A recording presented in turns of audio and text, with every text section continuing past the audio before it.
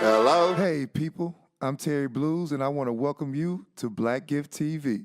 Make sure you subscribe to the channel by clicking the icon below. Black Gift TV is your one-stop shop for colored content. It is the official channel for the Four Color Man podcast and the Dean's List streaming series. You also find music, stand-up comedy, and short film works. And if you like the content, make sure you visit www.blackgiftcreative.com, the official sponsor for the Four Color Man podcast merch.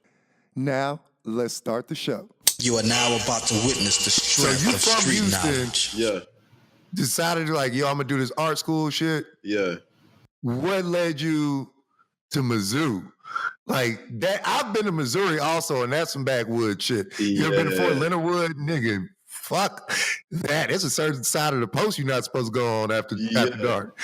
Fuck, you know what I mean? Like, what led you to that and having those experiences in that space?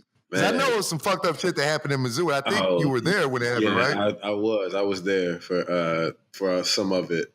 I was there for a lot of it. It just social media wasn't popping like that for it to become a national thing overnight, like things happen now. So it was just, we were in undergrad, and shit. When I was in undergrad from 05 to 09. So Instagram. People ain't start using Instagram till like 2012, really. Is that when Instagram came out? And even then, Instagram wasn't what it is now. Instagram was, for one, only photos back then. And it was really people were only using it for their filter, to make filters out of it and then post those to Facebook, or Twitter. So we dealt with a lot of that shit. But anyway, I ended up at Missouri. I went there for football. And then, so you did play football? You like? Yeah, I played football for a hot second, bro. I had to. Yeah, what? Well, hold on. I gotta tell this story, right? Like for y'all that don't know, like this is a intellectual artist brother. But if you see this nigga, he look like he is of the mountain people of Wakanda. Like this nigga look like M'Baku, nigga. Like, yo, have you ever been with this nigga in the gym? Like, God, I tried working out with this nigga. Like, bro. Hey, nah, you'd have been. Hey, you picked back up real quick though. The way you were taking all that time. It don't take me long to get back into it, but like that first few weeks, nigga, like, God damn. Hey, you was also coming off of. Hey, you talking about how I work. If y'all don't know, and I hope this brother has already told y'all, this brother was not only a full-time grad student who was also teaching in grad school. This brother was also working outside of school. He was working and coaching his kids' sports teams during season, bro. I don't know how you did that, because I wouldn't have made it, my G. I'm gonna tell you that right now. Man. Like, and that's the thing. You'd have been right there in the gym all the time, bro. I would not blame you. Yo, and that's why I want to do this podcast, a show that is positive black men out here. We out here. That's all we out here grinding. We out here working. We out here in high positions. We out here raising our kids. You know what I mean? Doing what we got to do, man. That's what it's about. That's why I'm grinding, trying to put this podcast out and build that platform. You know what I mean? That's good business. But let's back up a little bit. You went to Mizzou on scholarship? Okay. So it's funny you brought up the not being allowed to go to a HBCU. So I was it's actually a long, silly story, but I was actually about to go to Hampton on a scholarship. I signed on a football and track scholarship to go to Hampton. And then the coach from there ended up leaving and going to Morehouse and wanting to take his recruits with him. But they would have had to be like preferred walk-ons and earn a scholarship at Morehouse. Yeah.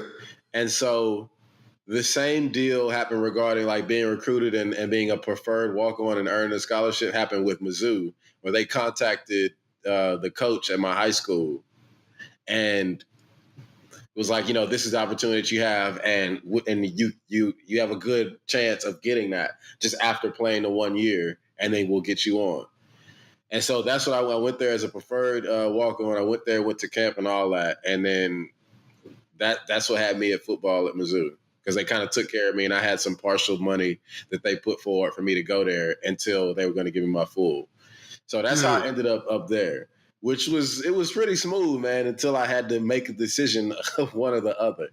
And so, but anyway, so that's how I landed up there in football.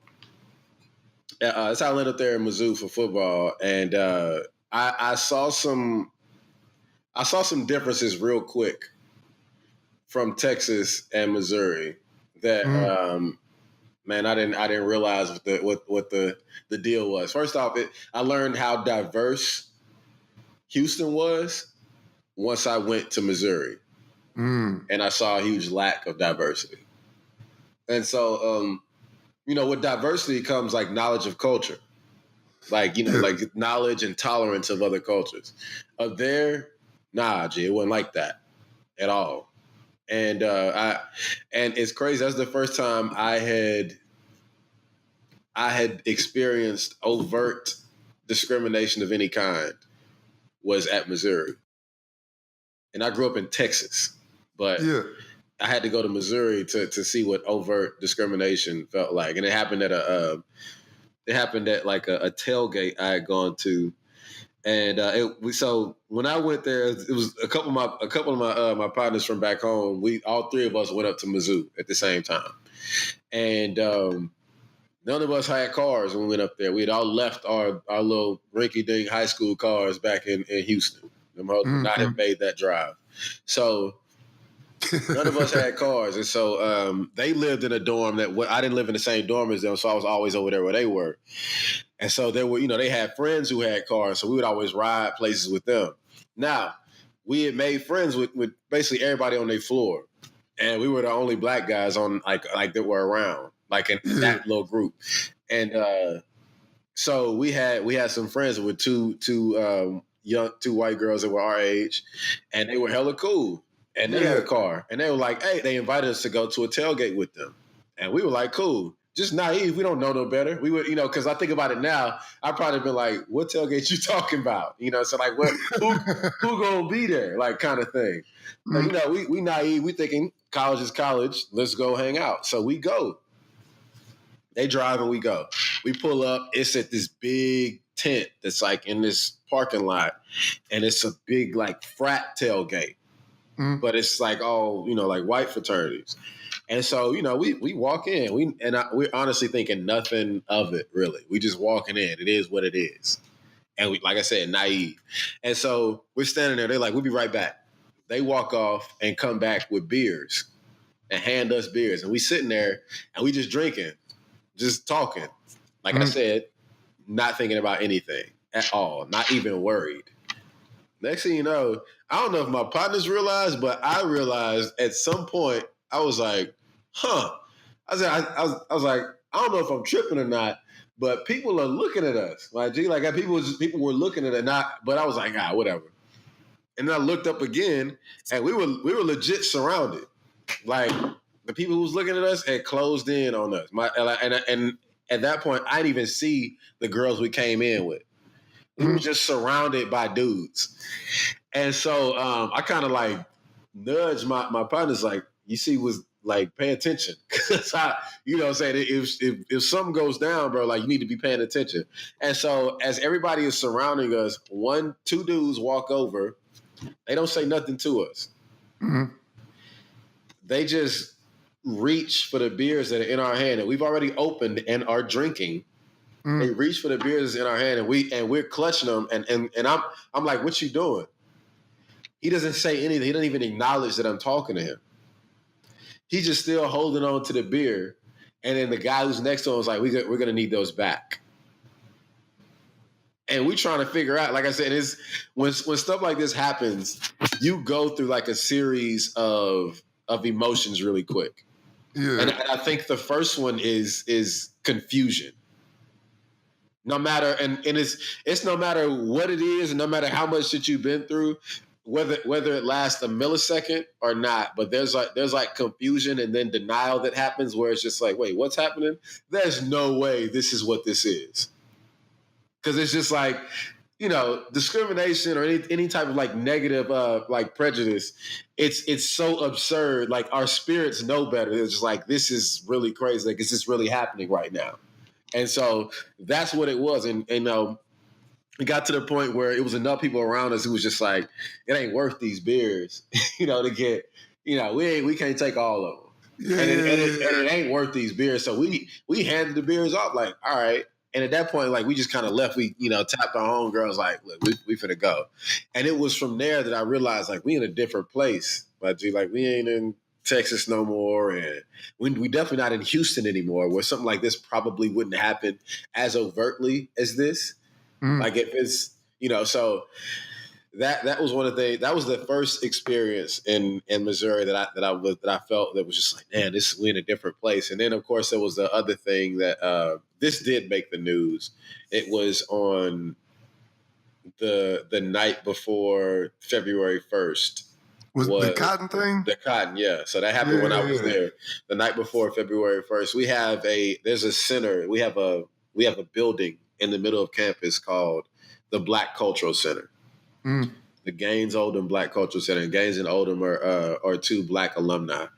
And so this is the only place on campus that is ours, that talks about our culture. Like all the Black Greek organization has plots on like in front of the center. And that's just a place that we go and we gather and we completely feel safe and comfortable. The only place that we know is it's for us to feel comfortable and included and safe.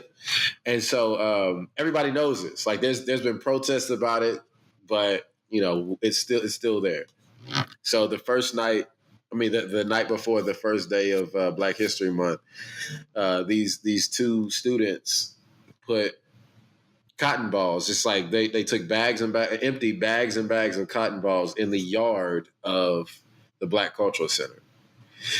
And, what I'm saying? And like, it was, they were trying to make, they were trying to hurt us like in two ways. First off, it's the sight of that cotton being there. And then in order to clean it up, you'd have to bend over and pick up cotton. To clean up the mess that they had made. So in one way, it's like you get the visual of that, and then you get the visual of what it looks like to have Black people bending over and picking cotton on their own space, which was telling us a lot about how they felt, how some people felt about us being there. Yeah. So, this was back in, I think this was maybe 2000, I think it was 2009, I believe. So yeah, so that happened, and bro, it was, saying, like it was crazy. It was another one of those things. It was kind of like in denial, but like things were kind of boiling, but like nobody was bold enough to actually do something to us or say something to our faces, like what happened a couple years ago. But yeah, so that's what was going on in Missouri, man. Like we were faced with some stuff like that, and it's kind of it's rough to deal with that, at your school. You know what I'm saying? Like this where you go to school. This where you here for the same reasons they here. Yeah. You know what I'm saying? Like we're here for the same reasons, and it's that kind of ignorance of that aspect, and it's. I think it's a sense of entitlement, and also there's a factor of like hierarchy of humanity that is still in play. And that is a huge issue, like even today, is the idea of who is human and who isn't, or who's worth more as a human and who isn't. And I think that speaks to a lot of things right now. And I think that, just that kind of thing was one of them. And there's certain systems that kind of show that. For instance, like the thing that happened at my undergrad a couple of years ago, where a student was a female student, a black woman, a young black woman was harassed by a group of white males, and what they called it an N-word, and followed them for like a block while they were on campus, and just harassed them for like a few minutes, and they were scared because they getting followed by dudes and getting called the N-word, and so the sister wrote a letter to the president of the university telling her about this. Like, I'm a student here, and another group of students did this, and this. What can we? I just want to bring this to your attention. Like, what is it? What can we do? And the president didn't respond. See, like he had no answer for her. And so what ensued was, okay, now we have to up the ante. Now we have to find another way to get your attention. And so homecoming came around, and they did a protest during homecoming in the middle of the parade. Like, as the president's car was coming through the parade, they stood in the way and, asked for an audience with him. Because they're like, we wanted to meet with you. You didn't want to talk to us. So here we are. And he stayed in that car and watched how other people from outside of the parade walked up and proceeded to try to push them off the road while using the university's chant. And so what happened there was a clear indication of a type of worth, because you talk about one group of student who is literally harassing another group of students, but the president of this university has decided that their problem is not worth doing anything about. And he didn't even leave his car to come address the students. I mean, it was a clear indication of like how he saw like what your worth as a student here isn't the same as somebody I would actually do something for. As he watched other people push them out of the road, push them out of the way so that his car could keep going. And it spoke volumes, and that's why the brothers on the football team ended up getting organized, and they decided they weren't going to play until he was removed as the university president. And then that was a big thing that happened. And that's what that was. It was just like, you're supposed to represent all of us, but you obviously don't see us as equal value to your white students. Yeah, but the funny thing about it is, those white students ain't bringing in billions for your university. You might want to look out for the brothers, because here's the thing. One thing that I've noticed about being at universities, if you find a group of Black people at a predominantly white university, more times than not, they're the athletes. A lot of times, yeah. Right? Yeah. And you think about that, if every brother was the protest playing sports, them shits wouldn't even be worth watching. You want to watch it? You want to watch an NBA game full of layups and 3-pointers? Nobody wants to watch the Lakers versus the Knicks when it's 39-28. Nigga, you know what I mean? No, bro. That game just full of the fundamentals. Nobody want to watch that shit. But when you say, hey, we ain't doing it, the motherfuckers start losing money, then some shit started happening. Bro, let me tell you the way the mountains moved. It was Sunday night, and it was a brother that was on the team when I was there that came back and talked to them. I think he's like an ESPN correspondent now, or writer, excuse me. He came and met he organized with the brothers and kind of talked to them. He was like, look, if y'all want something to happen, you all are going to have to stick together on this, and this is how you're going to do it.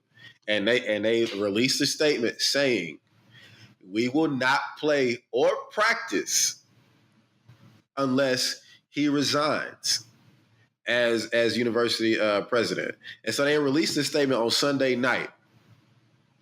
And so they called their bluff. So Monday happened. Them brothers ain't go to practice. Tuesday morning, they got that president up out of there. because you gotta weigh it out. If you call their bluff, and first off, they done missed a practice. That's preparation that they don't have. So even they couldn't even risk them missing 2 practices for them not to be prepared on Saturday, much less not playing on Saturday. Not playing on Saturday, Because there's so much bread that gets lost from not having, because this Mizzou, they SEC. They games gonna be on TV. You watch our games. You tell me the brothers ain't gonna play? We don't got it. We gonna have to forfeit that game. What you mean? Who we gonna put out there? You know what I'm saying? Who we gonna put on? Who we gonna put these pads on and put out there? Niggas out there looking like the replacements. I'm telling you. You gonna put Keanu Reeves out there, I'm nigga? telling you, what are you gonna do? Hello.